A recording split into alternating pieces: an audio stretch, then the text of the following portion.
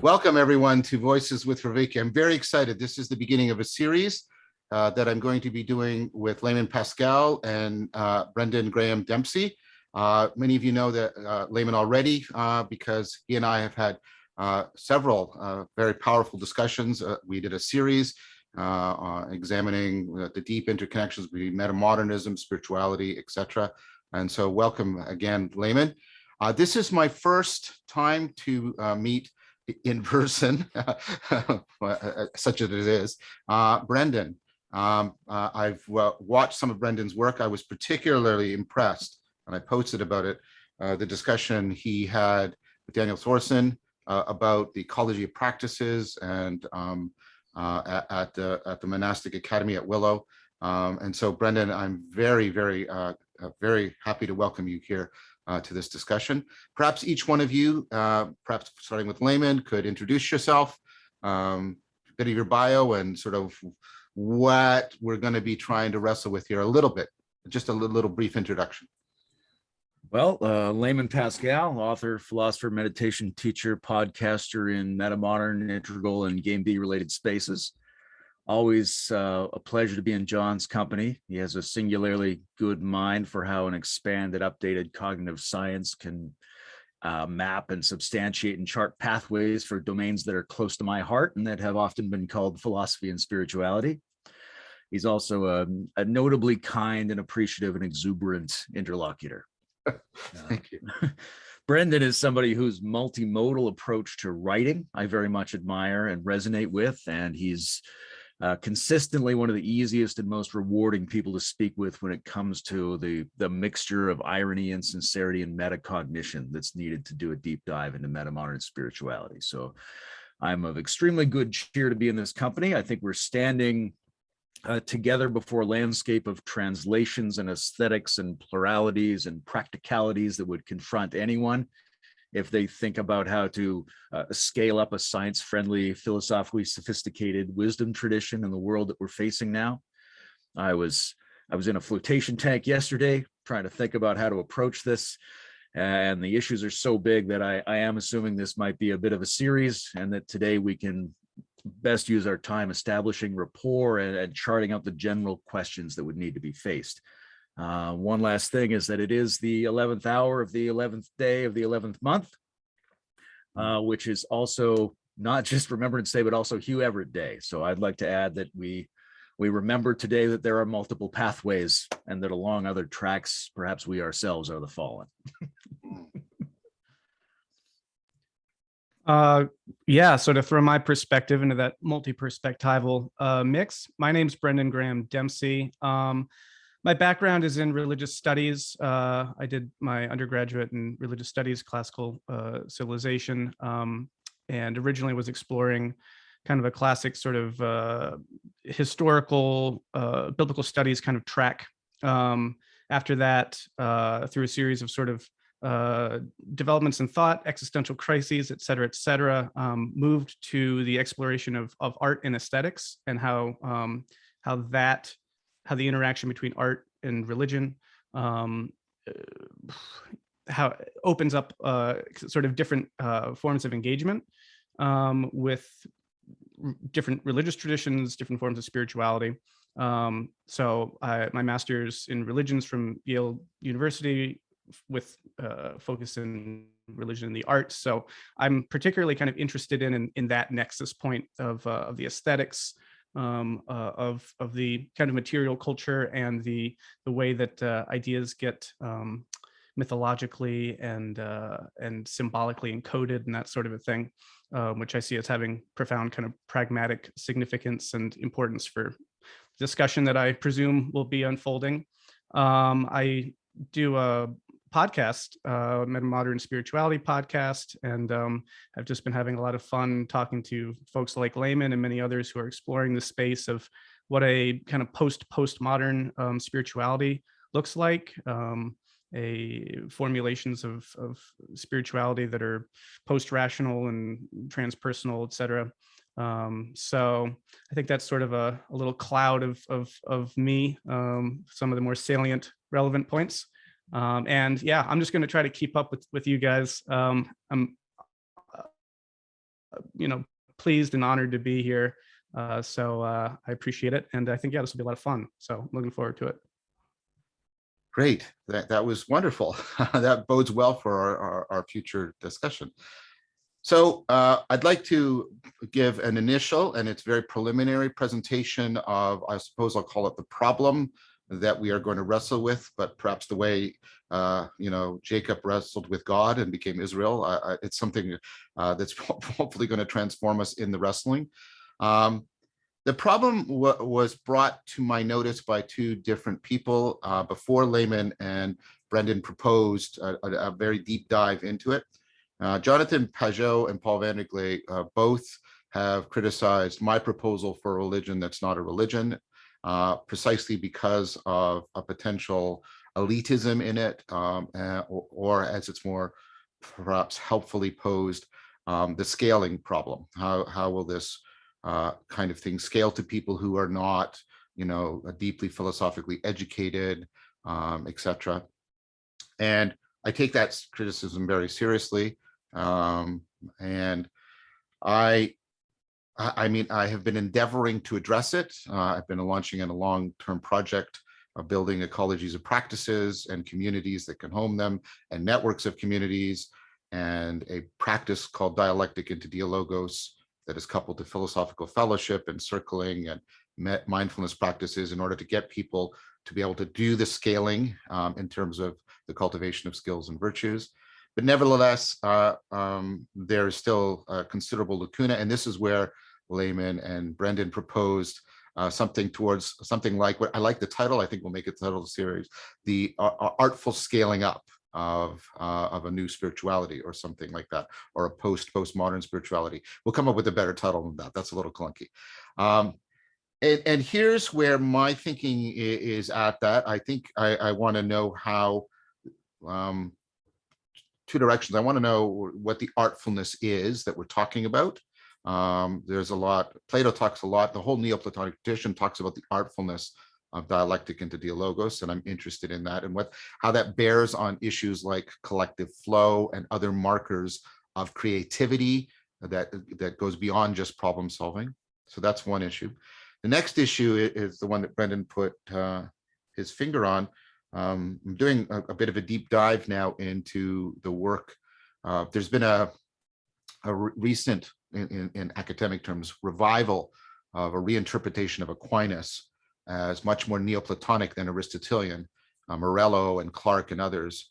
And Aquinas's discussion of the transcendentals has been very important, participation in the transcendentals.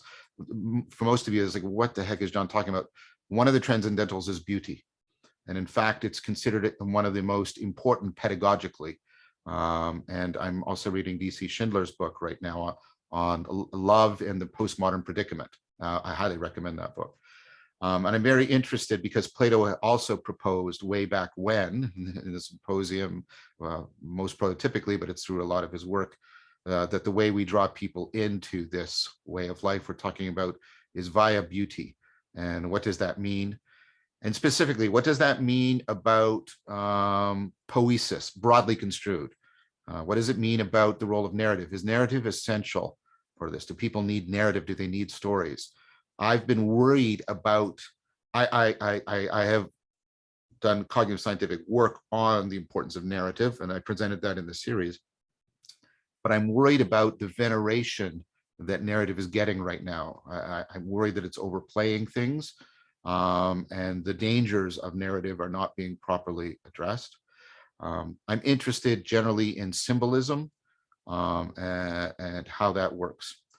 And so those symbols and stories are perhaps the two aspects of art and beauty that I would like to bring into discussion. I'm not saying we can't discuss other things. I'm just stating what I'm interested in. I also want to bring out the dark side of the scale up problem. Not to dodge, because I haven't tried to dodge Jonathan's critique or Paul's critique, but a lot of what passes for scaling up, if we are honest, is equivocation. The understanding of God by the 10-year-old in Sunday school and the understanding of God by Aquinas, to say that they're somehow the same is a very significant stretch. It's plausible to see that they're just equivocating on a term, and that there isn't any scale up. There's something more like a con going on.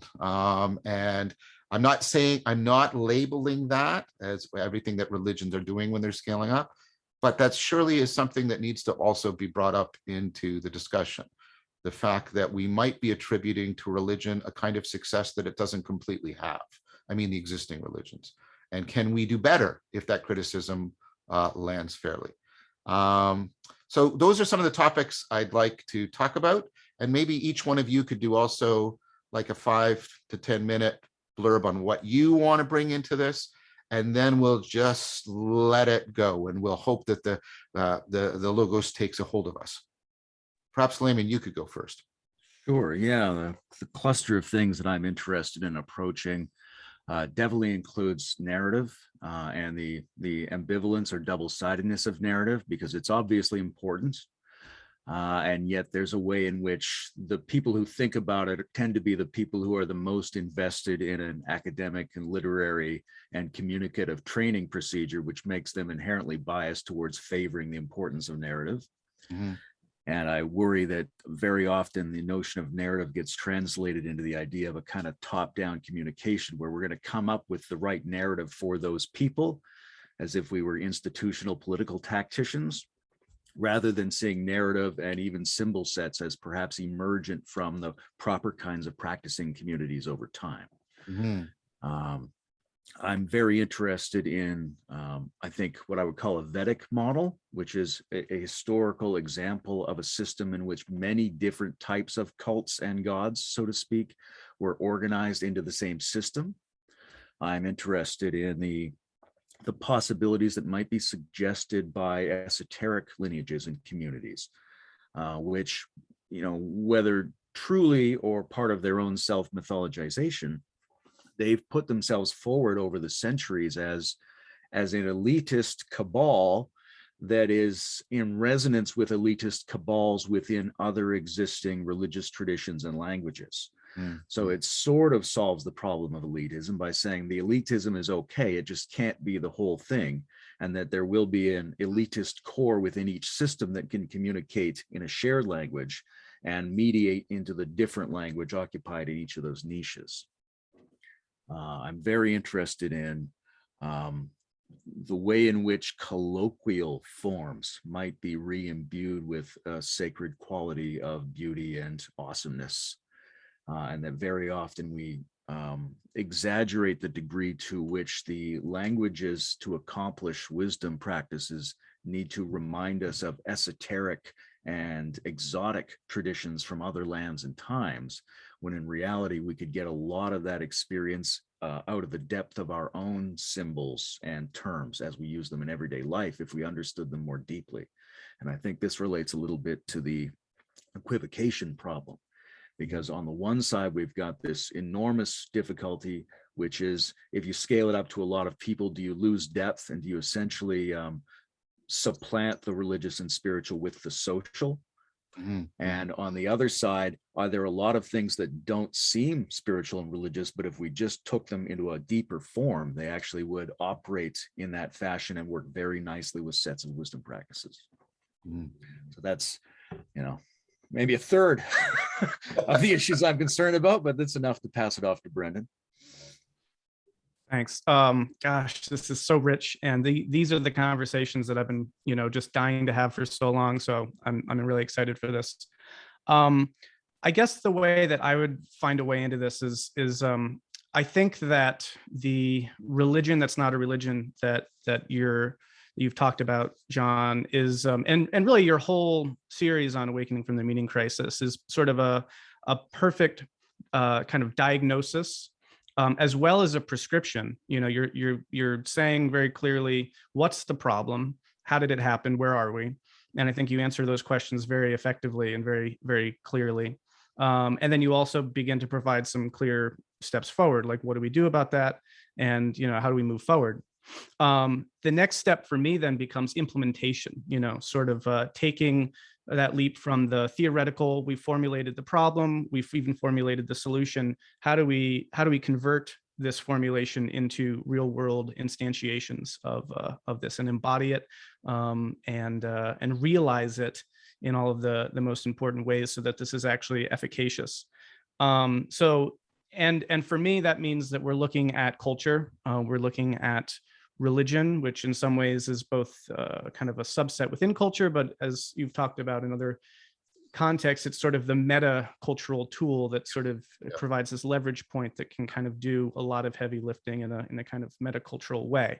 So it's a very specific and important kind of intervention into the culture.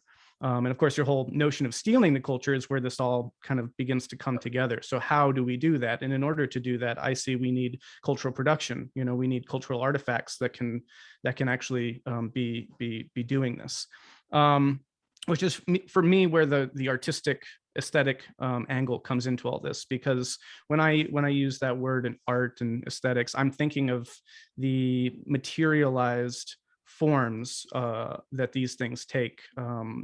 Of course, there's the kind of classic range of fields of arts, from literal painting and design and architecture and things like that, to narrative and other forms of that. But the whole kind of swath of cultural production that takes ideas and theory and instantiates them and makes them accessible. It's sort of the bridge between the kind of cognitive framework for something and versus the bringing it about in the world and doing the changing work. So for me then, and this kind of gets at the whole thing too, is there needs to be this sort of translation process. Yes.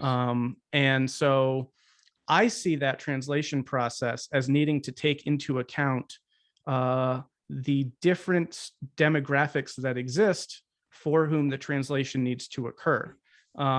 There will be some people who can, watch a 50-hour YouTube series and kind of download that. There will be a lot of people who can't or won't or aren't able to or what have you. So, and I think, I don't know, this is an even interesting question. I mean, I wonder if you would even say that is sort of, there it is, that's all you need. I think that even you would probably presume like, okay, here are the ideas now, let's kind of put them out there. So by taking an approach that this material, these ideas need to be translated, and they need to be translated into sort of different dialects that are appropriate to different demographics in society, then that opens up questions of, well, what are the demographics? How do we begin to slice that pie? How do we think about who we're engaging with? What are the different communities of people and the different sorts of cognitive styles and operational systems that they're working with that would be most sort of easily, I don't want to say easily either, but maximally or optimally digestible or communicable, translated into the language that different people need. And so this then leads, leads to the question of, well, how do we begin to think about these different ways that this material needs to be translated and for whom? And I feel like we could talk a lot about that.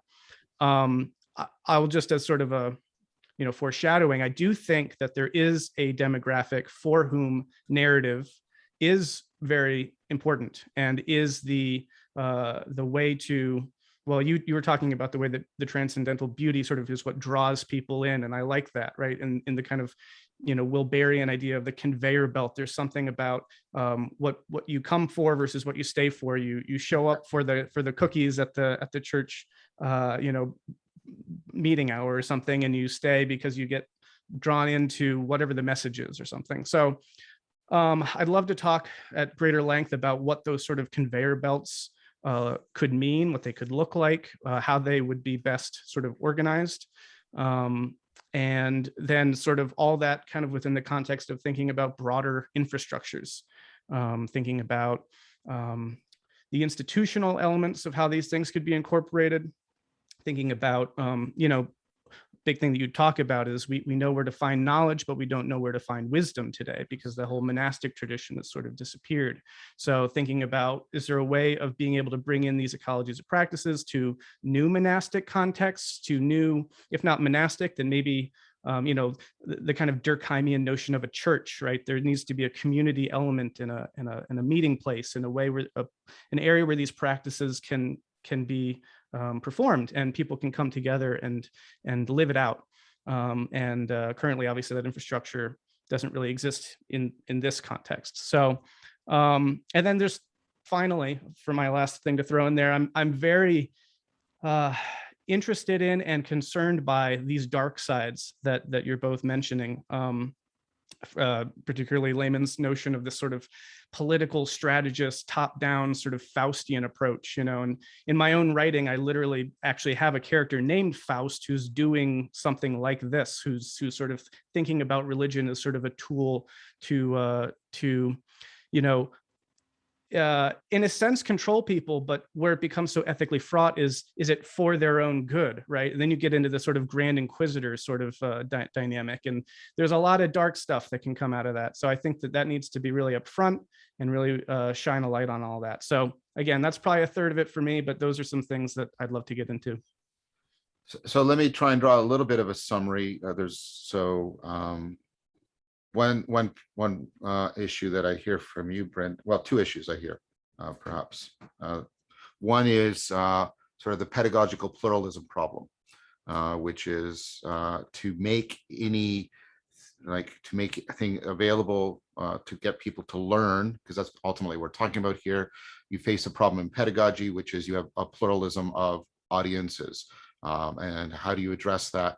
And what does that look like? And how do you complexify? How do you differentiate enough, but maintain the integrity so you don't just give something that falls apart when it goes out into the world, if I can put it that way?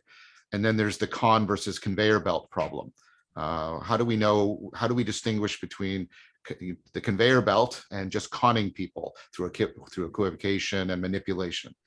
I'd like to add two other problems to those that intersect with this. We're not heading into a neutral field. Heidegger has made a very powerful argument that the main thing that is translating our ontology into our lives is technology right now. And technology is this, and this is one of Heidegger's great distinctions, the distinction between technology and art, the place of the work of art, etc., that kind of stuff. And so it's not only that we have these two problems that would be intrinsic if it was just people teaching and people receiving, the pedagogical pluralism and the con versus the conveyor belt.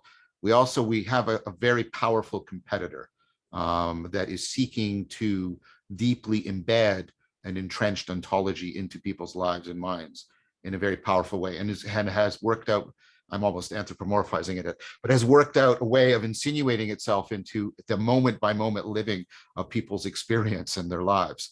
And so that is something very significant. What's the relationship between everything we're talking about here and the challenge that this space is consumed and dominated by a technology that is not concerned generally with human well-being or flourishing?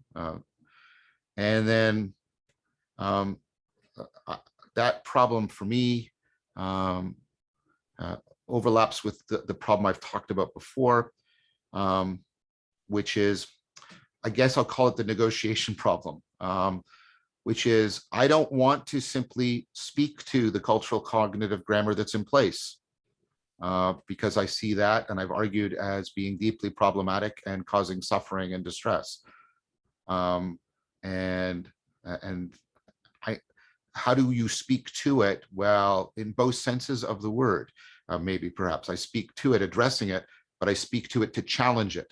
And this is an old problem for when religions go and they meet other existing cultural, like the classic model is Buddhism going into China and meeting Taoism, and how are those negotiated together in some fashion?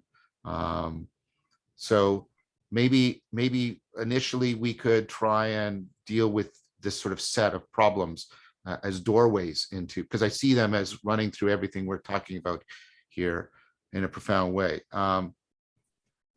So if I could just list them, and then we could use them as proper reference points. We have the pedagogical pluralism, we have the con versus the conveyor belt. We're competing with ontology in the Heideggerian sense. And finally, we want to be heard by a cultural cognitive grammar, but we want to fundamentally transform that cultural cognitive grammar. And that's a profound communication problem, because we can't just speak to the code, but because we're trying to change the code, if I could put it that way. So what do you think about that, at least as a preliminary starting off point? Just some 4 core meta problems, if I can put it that way, that we need to address. And then, and hopefully we'll explore these issues of art and beauty and narrative and esoteric versus everyday, as we try and address these issues. Because as Layman said, I'm very interested in sort of deepening our understanding of the problem we face before we immediately jump in with things we want to say about addressing it. Now, Brendan, I hope that covers what you're sort of addressing as the implementation problem. I was trying to unpack it into some variables that we could make distinctions and addressed perhaps a little bit more in a more articulated fashion. I hope that didn't. No, that's great. That's really helpful. And I'm taking notes. I'll be able to refer back to these. So it's good to have some shared language around these things. And I would just point out that these things aren't hard and fast distinctions. They all interweave with each other. Yes. I mean, very much. Thank you for mentioning that. I'm not proposing these as causal distinctions. I'm proposing them as analytic distinctions, in order to try and get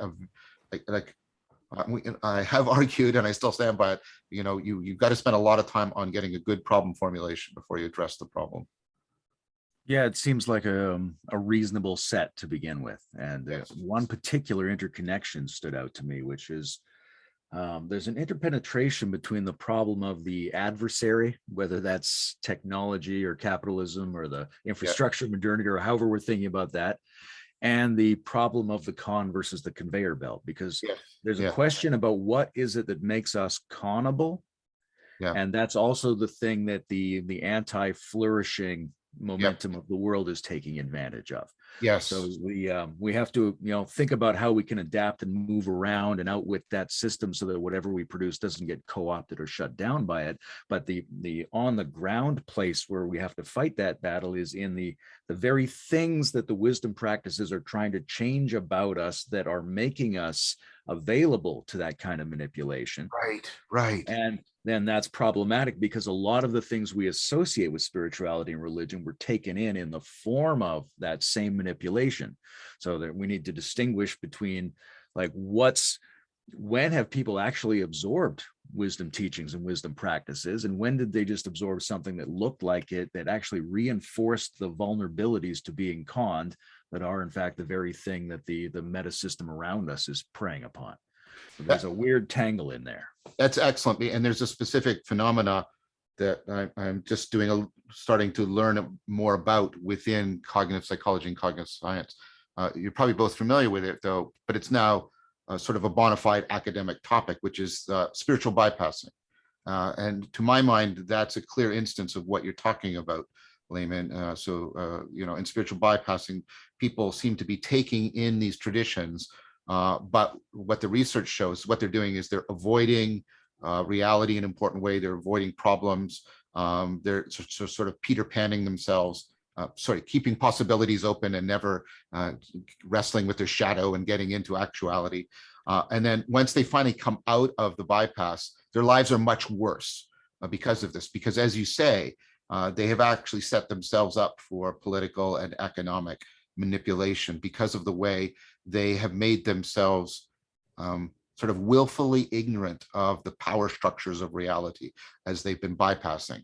So that's from, and this is, this has been noticed quite a ways back. Trungpa wrote, Cutting Through Spiritual Materialism as kind of the opening of this literature, this oeuvre, but it's now taken into, people are doing careful empirical investigations around this real possibility. And one of the things that concerns me about this postmodern spirituality is the degree to which the prevalence, and I don't have any clear evidence, but I can point to this evidence, but I don't myself have it. But anecdotally, the prevalence of this spiritual bypassing occurring in people that are sort of taking up this discourse. And that, to me, that's a particular instance of the thing you're talking about, where the adversary, that sounds very satanic, right? But the powers and principalities, technology and capitalism, etc., that insinuate themselves into people's lives and inculcate and maintain a particular cultural cognitive grammar.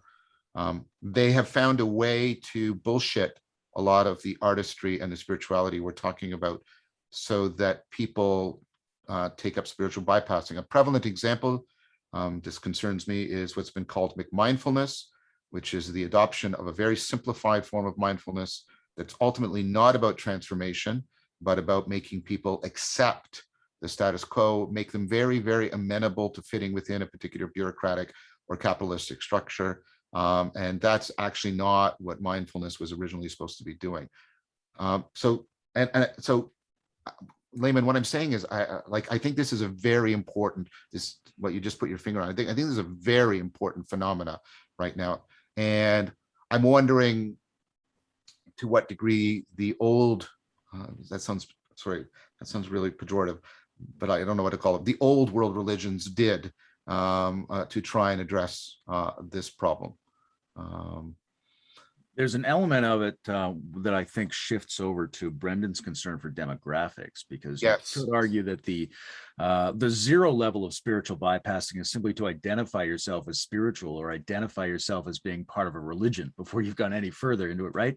yes. So when it comes to the demographic groups of, let's say we were going to do a pluralistic pedagogy, who are the groups, Brendan is asking, to whom we might translate the material. And if we go by people's self-identification as being part of particular religious traditions, we run back into this problem of essentially them having bullshitted themselves into being part of a group or a practice that they aren't really doing. Yes, yes. I very often think about the Pure Land sect of Buddhism behaves very much like Christianity, and the Christian mystic Meister Eckhart behaves very much like a Zen Buddhist monk. So are we looking at functional subdivisions of types of spirituality, or are we looking at broad social self-identification trends, which may or may not be bullshit? Yeah.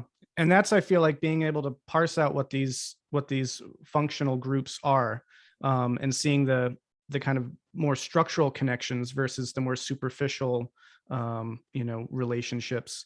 Then I feel like then you can be more surgical in your approach to, well, what is this form of engagement with spirituality? What does it need to move to a more deeper, richer engagement to avoid that bypassing, to avoid the kind of the avoidance of the actual content, right? And that's going to require an analysis of how the material itself is being engaged with, versus just intensity or showiness, but to really get into how is this material being used and to what end, and that sort of a thing. And that's where I've found these more developmental approaches to be really useful in terms of locating certain ways, cognitive ways that religious material is interpreted by different people. Because for me, as all this is coming up, so much of this is hinging on this pedagogical issue. It all kind of is leading there. If I could kind of put it this way, like to jump back to the con conveyor belt idea, I kind of wonder, I think, well, what is a con? What distinguishes a con? And for me, it's sort of, well, who does it benefit? If I am offering you a medicine and it works and it makes you better, then arguably no one's being conned. It's a win-win situation. If I'm offering you snake oil and I take your money and nothing better happens to you, I've conned you. So because all that existed in order to benefit myself, versus a conveyor belt approach, which is actually one in which there is still a kind of differential, but it's mutually beneficial. Or even if not mutually beneficial, then there's still an impartation of knowledge or wisdom or something that's happening that's benefiting the person engaging with that. And so I think about Zach Stein's work and this idea of teacherly authority, right? I mean, yes. He says in his book at one point, some people, for various reasons, but it's certainly, I think, when you're talking about children, it's the most obvious example. They don't know what's good for them. And this, of course, obviously can very easily tie into some of these darker ethical sides, but that's why it's so important to locate instances where teacherly authority does exist in such a way that there's a developmental imbalance, but not for the conning and for the person who is sort of has the upper hand, as it were, to sort of, milk the other person, but actually to help this pedagogical, development occur. And so in terms of trying to make that distinction of figuring out what is the con versus the conveyor belt, I feel like that's the issue, which ties into this whole competing ontology with the salesman, with all this technology and stuff, because who's benefiting from that, right? It's not arguably humanity writ large. It's a small kind of group of people who are lining their pockets essentially. And so I think this also ties in really real ways with this whole idea of kind of the pedagogical pluralism element, because you've got this idea of the lie to children, right? And Wittgenstein talks about the ladder and that you throw away and all that. There's something very real about the way that pedagogy needs to, transform content in ways that loses something crucial to what's actually trying to be conveyed in order to begin the process of conveying the information, so that ideally you set up an unfolding process whereby even what was initially maybe mostly untrue will end up with you in an engagement with truth that could have never emerged had you not begun with that kind of initial mostly fallacy position, if that makes sense.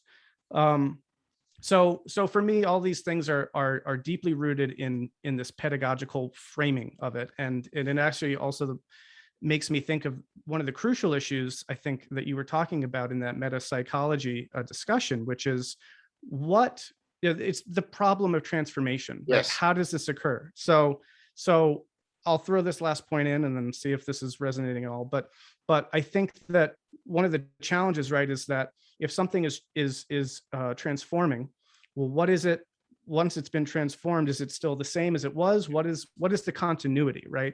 And arguably, what I would propose, maybe this isn't the case, but a word like, say, God, or a word that we're using in these kind of contexts that you're worried about equivocation, right? A Sunday school versus Aquinas. What if that's the continuity point? What if that is what is allowing that pedagogical process to unfold, that the Sunday school use of the word God is sort of the equivalent of something that might be so far removed from what you're actually trying to ultimately communicate, but it's the yes, equivocation point, but it's also the point of continuity, that as you move through a deepening of understanding, that is actually what's shifting, are these shared terms. And so rather than say, oh, well, are we just equivocating if Aquinas and the Sunday school child are talking about radically different things? Rather than say that, what if we say, well, yes, this is the whole method and necessary means by which you get an Aquinas. You got to start out in Sunday school. Presumably he had some form of that. So I'm just trying to bring kind of interweave all these things, because for me, they really are so interwoven. But I don't know if problem of the legitimate con will come up to haunt us more than once here. I'm thinking about teaching meditation to people, and there are people for whom the word emptiness can be a very useful word in terms of the pedagogy of the instruction. But at the same time, if I'm talking to a philosophical friend, I want to say, look, this is an overly reified non-concept that might smuggle cognitive nihilism into your mind and slowly destabilize you over time. We can't really think about it as emptiness, but there's a sense in which I can use that small version of the noble lie as an instructional tool. And I think there's also a sense, like Brendan is saying, that there might be, right, you have a bright light and you have a fringe, and the fringe might be an almost ephemeral or empty version of the material that's in the bright light. So we could say that the distribution of what we would call false or superficial versions of the terminology and the ideas might be evidence of it working in a general sense. But there's also a huge risk there, which is, like, let's say I'm an Islamic cleric and I'm making a very good argument about what jihad really means is zealous self-overcoming practice or something like that. But the very fact that I'm using it may be triggering other people to think more of the word jihad and go down rabbit holes into very destructive forms of behavior. So that same thing you're describing that might be a normal part of the extension of the teaching and its integration in the society can also be a setup in which perverse and pathological forms of those teachings emerge. Yeah, and that's, I think that's very well said, Layman. I find that those two seem to be in a kind of almost a trade-off relationship, and so I want to probe that further. So that idea that let's put it, we'll use spatial metaphors. We can talk about sort of transformational truth and we need to talk about that. How is transformational truth different from our normal notion of truth? We can have transformational truth but we can also have transformational deformation flowing out, if I can put it that way. I think that's a very important thing. Secondly, if I agree with you, Brendan, about this. Elgin talks about this in True Enough, where she talks about how we start physics and we give people the Bohr model, the solar system model of the atom. It's mostly false, but it gives people the skills and the perspectives of understanding so that they can then appropriate the next level of information and so on. And so that's the Vygotskian notion of internalizability and scaffolding. And I agree. But when you do that, and this intersects with Layman's point to my mind, you come up on a pedagogical issue that I've worked on, and I come back to again and again, which is the contrast between the language of training and the language of explaining. The Bohr model is good for training people into physics. It doesn't ultimately explain the empirical data. Or to use a more hackneyed example that I've used a couple of times, we can use the method of locations to train our memory, which is wonderful, but memory does not work in that spatial manner at all. So for training memory, it's excellent. For explaining memory, it's deeply misleading. And similarly, when we use spotlight metaphors of attention to train meditation, those are great, but they actually misrepresent attention in powerful ways. And I can multiply these quite a bit. So this is a pervasive problem in pedagogy, that the language of training and the language of explaining, that you can't just transport from one into the other. They work according to different principles, different goals. And if you equivocate, this is not an equivocation on terms, this is an equivocation on how you're using your terms. So it's sort of kind of a meta equivocation, right? But if you equivocate between those two, you get into all kinds of trouble.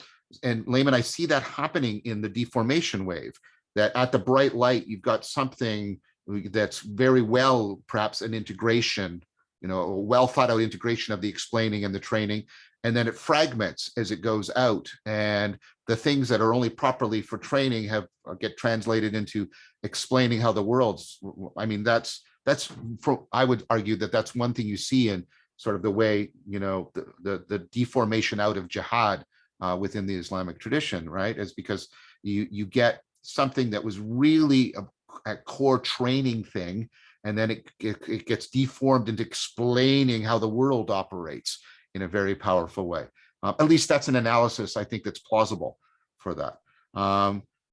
So Brendan, I agree that the pedagogy is the core problem, and I agree that pluralism is the problem, but I want to say that also bound up with that is this issue of the proper relationship between understanding, training, and explaining, because they're not identical things.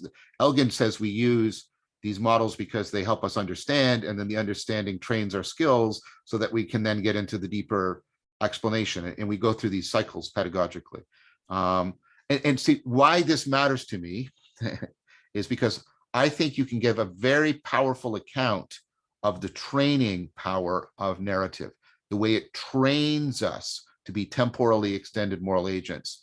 That's different from it being the fundamental explanation of the nature of our personhood. And so that's something I think that I would want to, that's an example of what I'm talking about. We give these narratives and they train people, but then people forget, in a Heideggerian sense, and these narratives are now taken as being explanatory of the fundamental essential nature of things. And I'll say one more thing, and this points to when people, when they slide between these things, they start to equivocate also between things being individually or even for specific group, cognitively, culturally indispensable, and then being metaphysically necessary. So my example that I use is I'm pretty much monolingual. I did enough French and German 1,000 years ago to get my PhD, but right. But I'm basically monolingual. So my cognition, at least my communicative cognition and my reflective cognition, is deeply dependent on English. It's cognitively indispensable to me. If you were to take English away from me, I would cease to be the cognitive agent I am. But it would be ridiculous for me to claim that it's metaphysically necessary for every cognitive agent to speak English. So when we blur the training explaining, we also tend to blur the indispensability with the metaphysically necessary. Narrative may be indispensable to get people to a certain stage of development. That's not the same thing as saying it's metaphysically necessary to personhood, or what often is happening in some of these discussions I'm having, to the very structure of reality. I seriously question the idea that reality has a narrative structure. I think for some very good reasons. I think though they at least should be addressed, those concerns. So I just wanted to put that out there as a way of gathering what I saw both of you saying, and then trying to further problematize it by bringing in more problematic aspects of it, because this is part of what I'm working on a book with my son on pedagogy, and problematization, like we're doing here right now, is the key to, I would argue, the key to good pedagogy. Yeah, for me, it raises the question of sort of these parallel tracks then, right? Of there's the training and then there's the explanation. And you could build that into a pedagogical model from the outset, being always saying, this is the training, it's not the explanation, and always reiterating that. So that's sort of enforced pedagogically.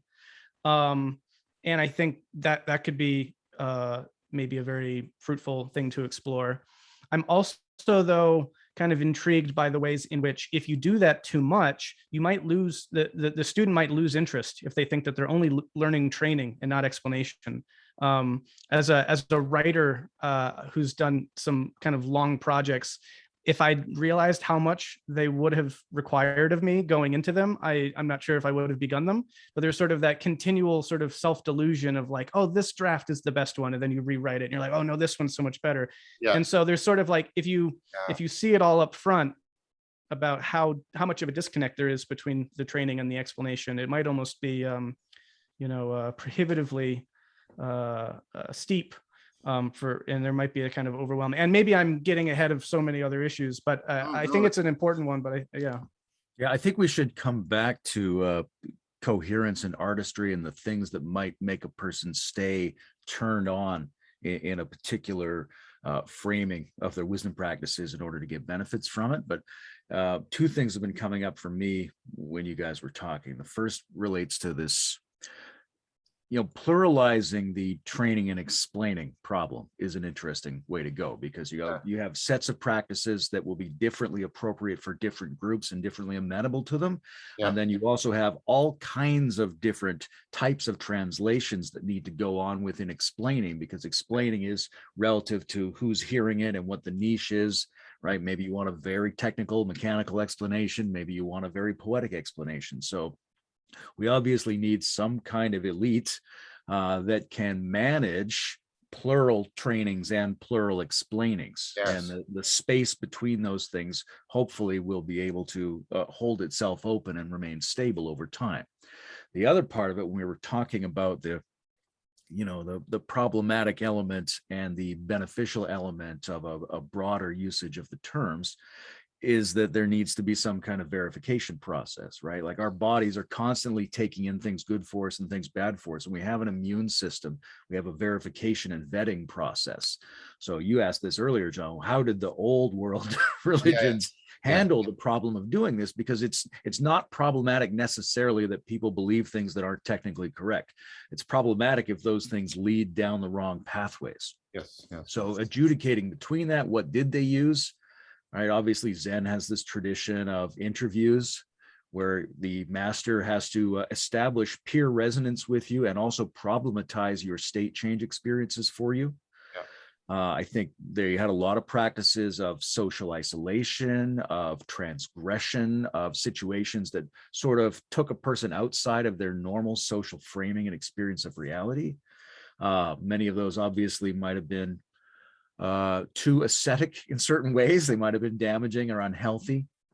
I think if we go much farther back, we find a pattern of the ritual humiliation of political and religious leaders, where there were things done to make fun of or take them outside of their context so that we don't mistake what's going on in the local practical structure for some kind of reified status. And, we could take all of those things and more, because we could make a bigger list, and we could add to them a contemporary notion of a therapeutic adjunct to spiritual and religious and wisdom practice training.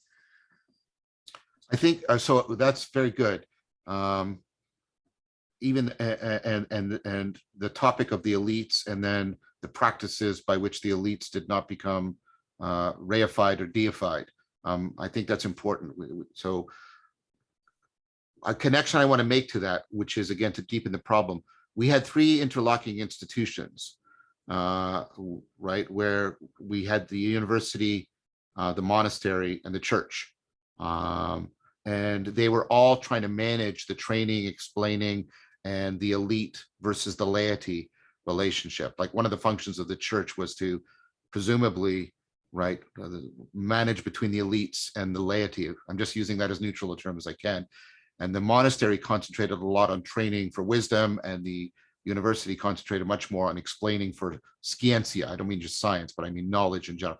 So you had knowledge, and you had wisdom, and you had something like, I don't quite know what to call it. Maybe it's not quite understanding, but it's this, maybe it's this social integration, social cohesion thing you were talking about, Layman. And I'm wondering, is that just happenstance, or and because you can see similar things, right? Even in the Zen situation, you have the Zen monastery, but you have the Zen temple. And then you have things like the Kyoto school, where Zen is taken up within basically an academic setting and developed in powerful ways. I might be just seeing a taxonomy because I'm just imposing it because I'm overly Platonic in my orientation to reality.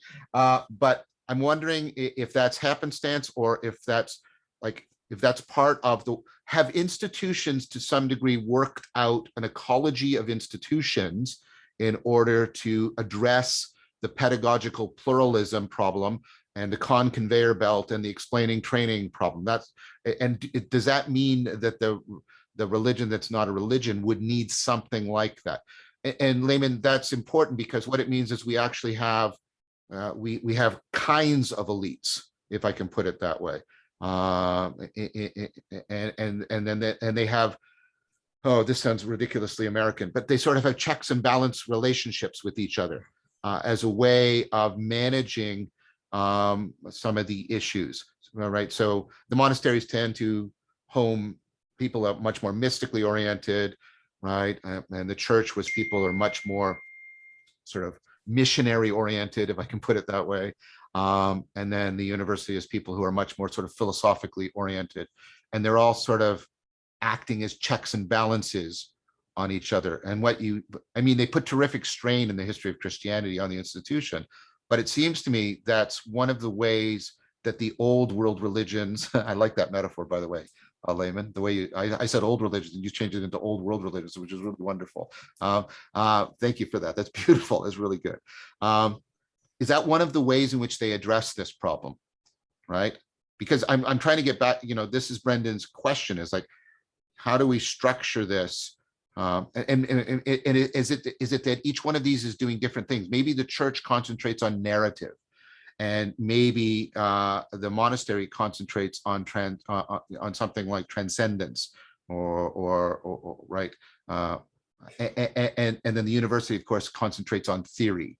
I'm sorry, I'm really waving my hands because I'm trying to look back and trying to address what both of you are saying and see if I can draw anything from that history that might be helpful here. Well, let me throw this out there. I mean, one of the things that's interesting about the sort of American experiment historically is the is the way that the checks and balances system that you're kind of talking about, that maybe was implicit in the old world, kind of becomes explicit and actually kind of made an object of awareness to be intentionally sort of built in. Yes. And one of the things that that does is sort of a release valve. It's sort of a built-in self-correcting mechanism.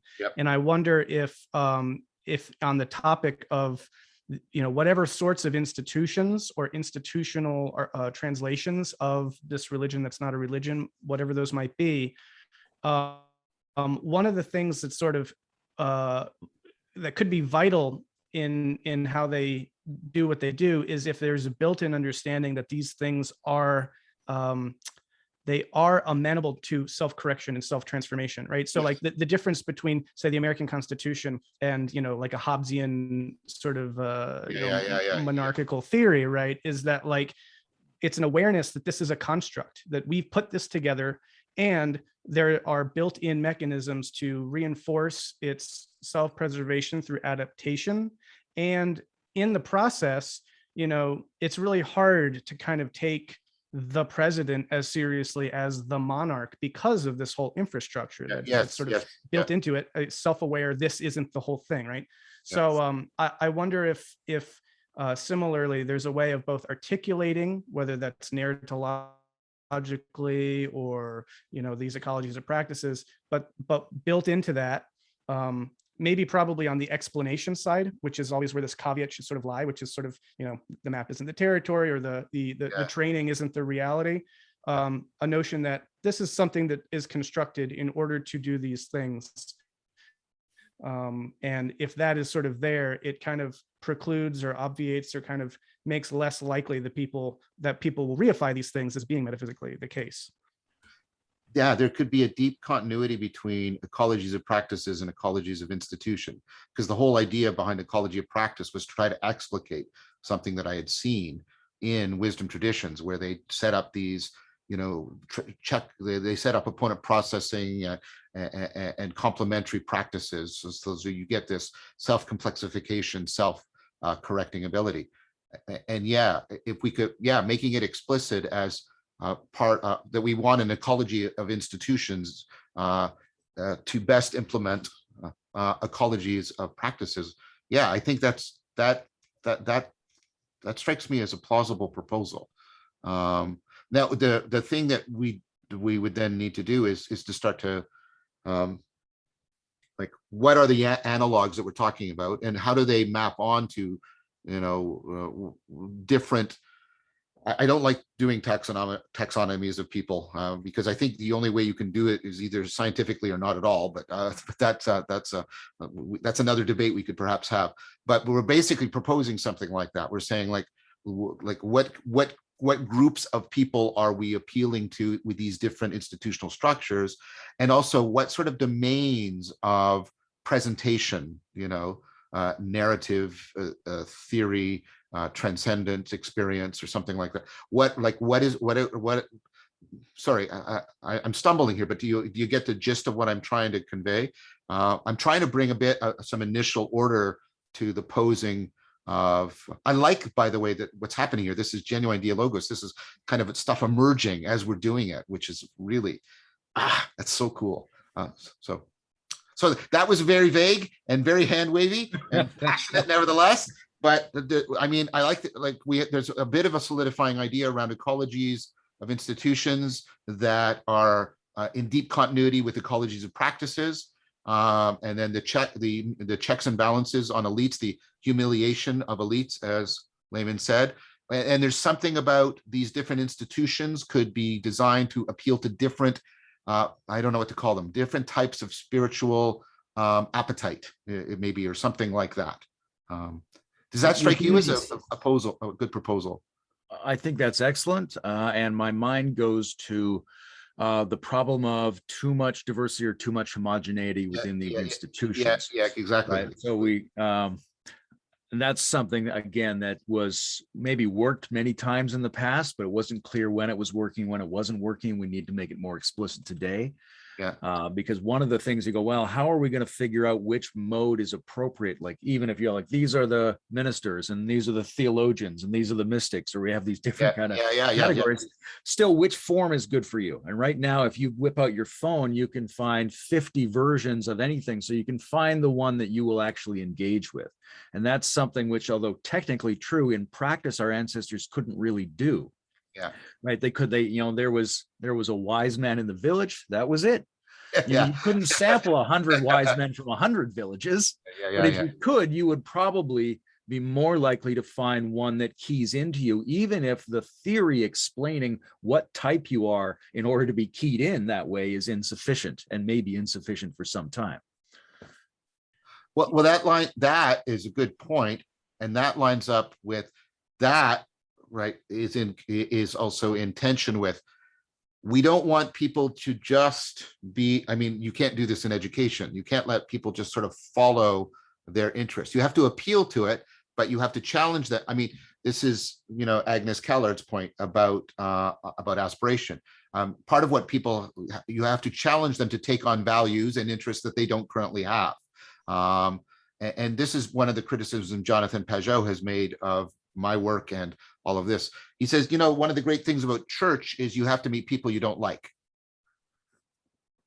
which is like, that's a very good point, right? And that goes towards, again, like, I don't want to hang out with just a bunch of people I don't like, because that's not going to work. But if I just hang out with people that I really like, there's a real danger of echo chambering. This is, again, what you're saying, Layman, right? The diversity, right? The sort of getting optimal grip on diversity. And so, again, how do we get it? How do we have to face the reality? Layman's right that self-selection is powerfully present now, available to people. It's empowered by technology and the internet and our socio-cultural and political structures, right? How do we do that? Because the problem with self-selection is autodidactism, echo chambering, right? Part of what all of these institutions did in the past was make you be with people that you didn't like, that don't appeal to your untutored and uneducated preferences, and therefore afforded you deeply considering the possibility of taking on preferences and perspectives you don't currently have, which is a crucial part of transformation. There's a sweet spot there, and and I've often argued that the phenomena of religion is kind of an overflow of different types of people, different genres of activity within the society being adequately integrated. So if you're not mixing with people who have different perspectives and come from different areas of the society, it's plausible to argue that that's not really religion. Then it's not transcending those categories. Yes. However, you've got to get it just right? It can't be everything you like and it can't be everything you hate, and that's not just social, it's also with the practices, right? Because one of the problems we get with cult-like behavior is people come into it and somebody says to them, listen, you've got to really overcome your tendencies. I know you want to feel secure, but you've got to let me dominate you, because this is what's going to overcome your egotism, right? The very fact that you don't like any of these practices is the reason you have to commit to them. So there's a danger on both sides. And so we have to find the sweet spot. In order to find that sweet spot, it's almost like we need a preliminary education, right? If society and schools were having a discussion about what to look for you to find your sweet spot, then it would be much easier for people to engage in healthy self-selection. Well, and I also think about this as sort of the very work that these various communities would be doing, is formulating these sorts of conversations in various communities, where, like, I'm thinking about this where this gets instantiated. And arguably, I mean, I would put my money on whatever these institutions wind up being, they are going to exist sort of online in digital spaces as well as material spaces, but certainly there's going to be, and this gets also to the scaling issue too. I mean, it's I don't think we're just going to see, nor should we, just a reduplication of sort of the medieval cathedral and the exactly, right. So like, we need the functionality using the scalable technology in a way that is edifying, actually. And so then I guess one of the ways you could look at beginning to solve a problem like this is like, well, what proposed solutions have existed in these debates around echo chambers and stylification and all that. Like, what are people doing right now that are actually interrupting those negative feedback loops and creating genuine, ecological diverse communities online and things like that? And I think that there's probably already a set of tools that could be used in that space. But it also does bring up the whole issue of, like, when we're talking about these institutions, hypothetically, what sort are they? Yes. And because if we're going to start to try to, theoretically engineer how this might be most efficacious and edifying for people, it's important to root that in the actual current technologies and material kind of reality that they would be instantiated by. I think that's very well said. And so we do need to do some work, research even, and getting the sweet spot is I like that, the diversity sweet spot. And our culture is doing a bad job. Our culture is wrestling with that problem, but doing a bad job about it, to my mind.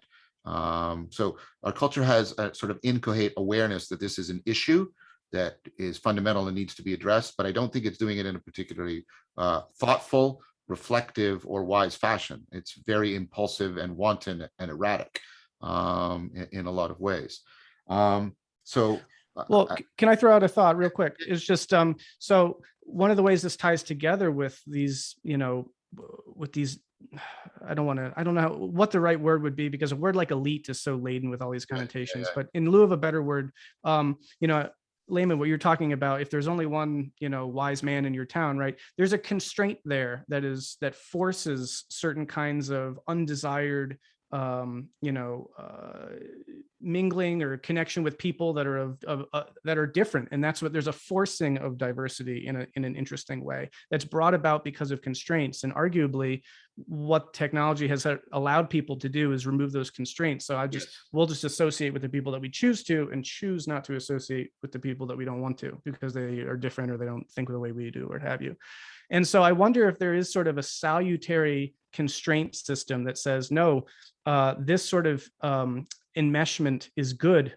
And it's not going to be something that's going to be just automatically kind of come from within for many people. But if there's sort of some kind of top-down pressure to say, or some kind of constraining of the system to say, this is required, this is necessary, which again is interesting, because anytime you're talking about forming institutions or forming these kinds of stratified ways of translating and conveying information, part of what you're building in is a system of constraints in some ways from things that are coming kind of top down, as it were. And again, this is all implicated in and tied up with all sorts of dominator hierarchy problems too. So it'll bring up the dark side of things. But I guess I'm just to summarize that point.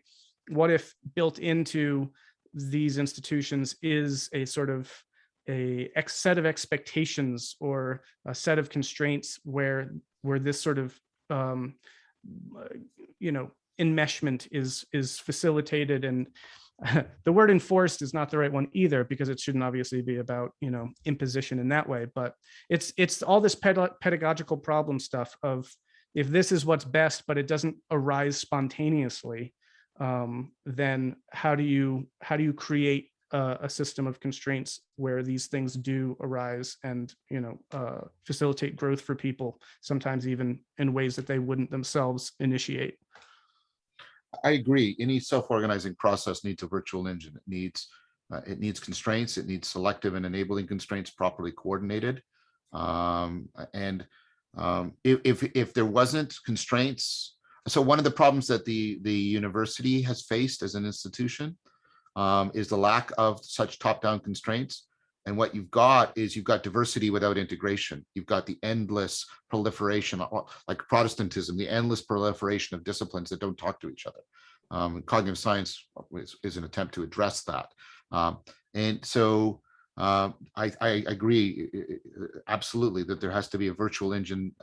I would propose the word that regulates a self-organizing process rather than enforces a particular dominance hierarchy or something like that.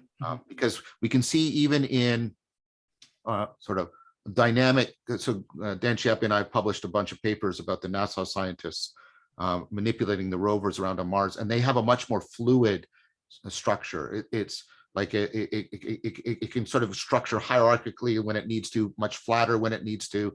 It's kind of a dynamical small world network that's constantly reconfiguring itself. But it is definitely constrained, right? It's constrained even though it's not statically hierarchical. And so I think there's some models there we can pay attention to, because it's interesting, because the scientists are trying to basically inhabit the body of the rover on a completely foreign environment. And so they adopt much more flexible forms of social organization and problem solving in order to address that. And I think that's a pertinent example. Now, it can't be generalized because they often rely on consensus.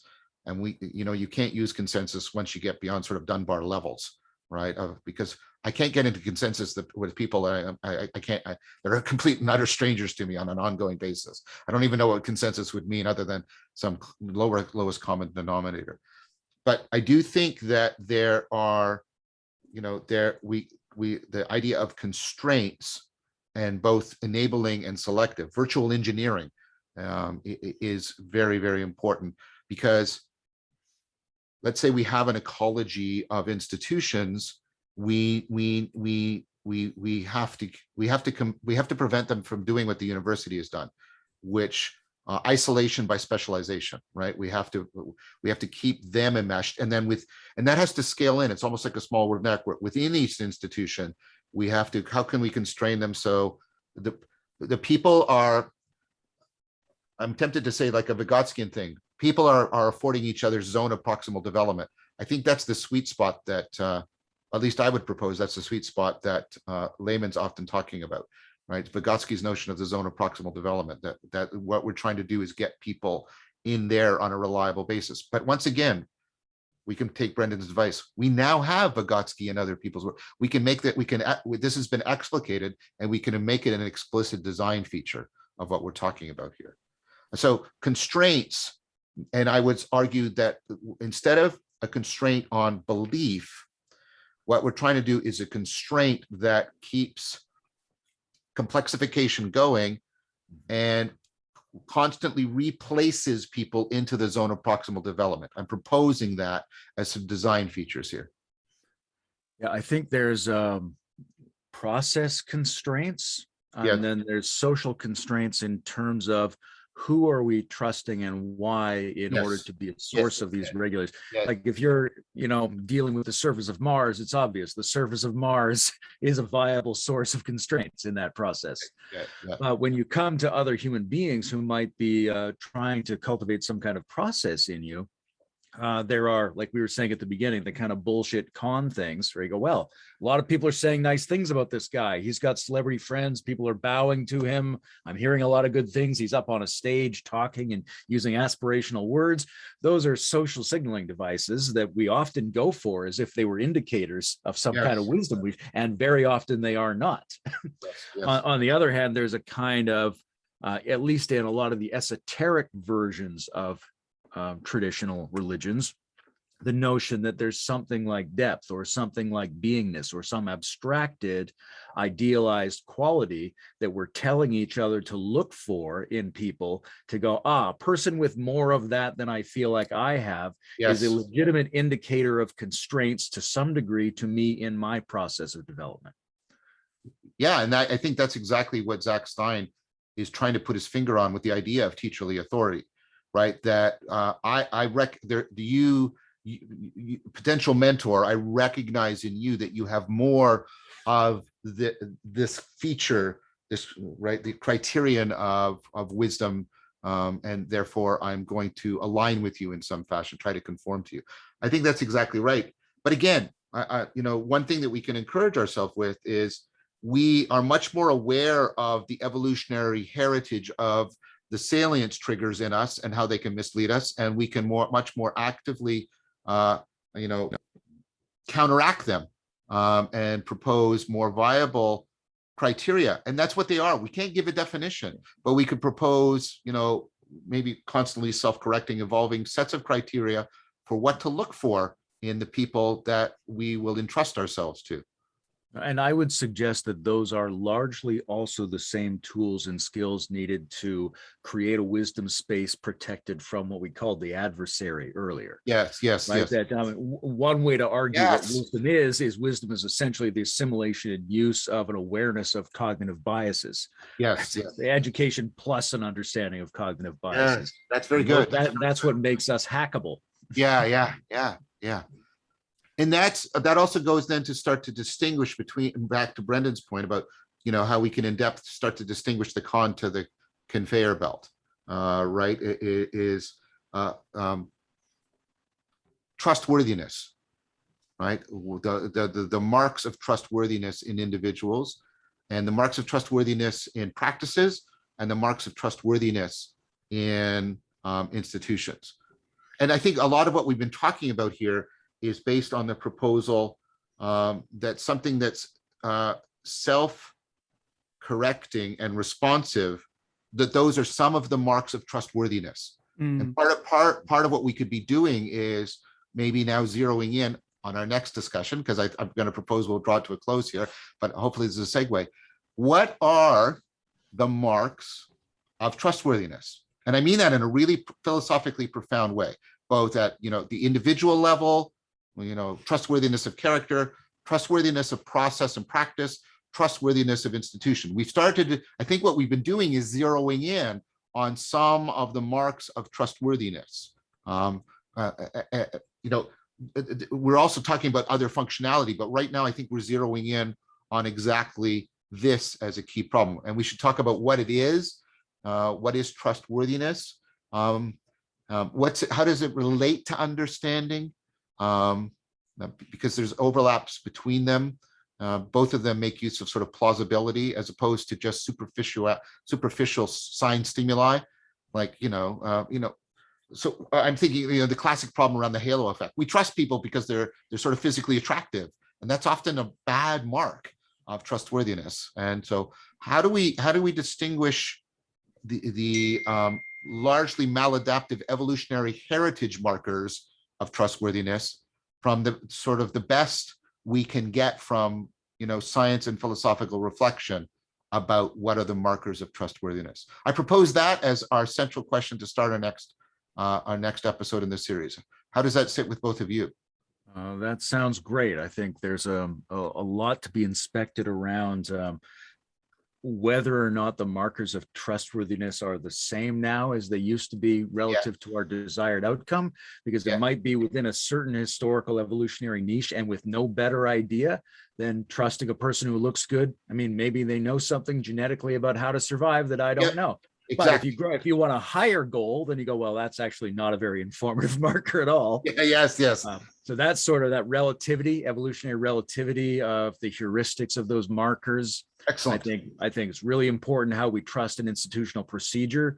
And then that's a bit of a segue into politics. There is, at what point do you think a vote actually indicates something sacred from the will of the people that you should accommodate yourself to, versus just thinking it's a piece of nonsense artifact emerging out of a bureaucratic system that does nothing for you? So when can we invest collectively in the sacredness of our practices? And I think this will be an area of great interest to Brendan, which is, when are signs trustworthy? When is a word or a symbol or a myth something whose allure is actually something we can count on to make use of, rather than something that might be delusive? So before I let Brendan speak, I want to say that for me, there's connections, deep connections I want to explore between the marks of trustworthiness and what Rescher calls plausibility, and what Frankfurt calls taking seriously. This is a normativity that is much needed right now, because we hung on to the normativity of certainty until it absolutely collapsed, and now we have nothing in its place. And what we're talking about is, when should I? These are not identical, but they overlap in some very important way. I want to discuss, like when should I take you seriously, and when should I trust you? And how are those related to each other? Because for me, Layman, the second point, when should I take it seriously, start to get into the trustworthiness of the sign. Because taking it seriously, giving it my attention, getting into, that doesn't mean believing it's true, but it means taking it seriously. Sorry, I just want to put that in there as something that makes that could help bridge. Now I'll stop talking so Brendan can.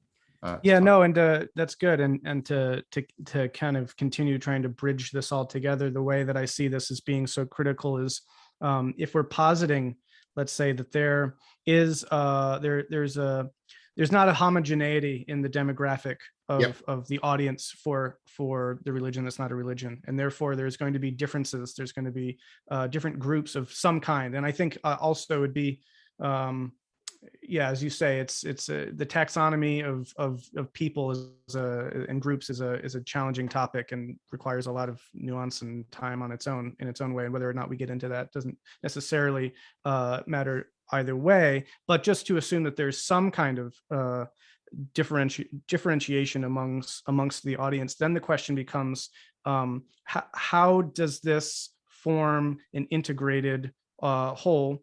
Where as I love the idea of institutions being regulators of integration. I think that that's a really powerful idea to work with. And then the question then is sort of how trustworthiness establishes the basis for one sort of form or level of articulation of an idea amongst one group to look to another group in its level or form of articulation and say, what can I gain from this? Why should I listen to you? Because this is the kind of conveyor belt potential of, oh, maybe what I've been working with is a training model and you've got a better kind of explanatory model. Yes. And so by you being able to convey that in a way that's like, yes, this is a meaningful distinction and I trust you, and I'm able to sort of level up if I can hear that and take that. So all this is kind of, for me, again, wrapped up in this pedagogical problem and the teacherly authority. So I think trustworthiness is a good way to kind of continue tackling that problem. Great. Also, I think we've done very well in terms of dialogos, because I've certainly felt like the conversation was swept along by momentum of its own into places I didn't necessarily expect to go. And I also, at least personally, found myself drawn again and again to the edge of what I think I know about what I think. Yes. Wisdom begins in wonder. If we do not get to the horizon of intelligibility, we're not doing a good practice. Brenda, do you have any final reflective words before I close the session? No, that was pretty much my spiel. So I'm really, other than just appreciation, I'm loving this, and I'm really excited to see where it all goes, and to kind of continue exploring these topics in ways that hadn't necessarily originally occurred to me, and hopefully open up or break new ground with some of them. It's exciting. So, gentlemen, let's wrap it up for today. My final word is thank you. I agree with Layman. This was genuine dialogos. It was emergence. We're on the horizon of intelligibility, and it feels like it's very fruitful. And I'm really looking forward to more fruition of this. And so I'll end it here right now.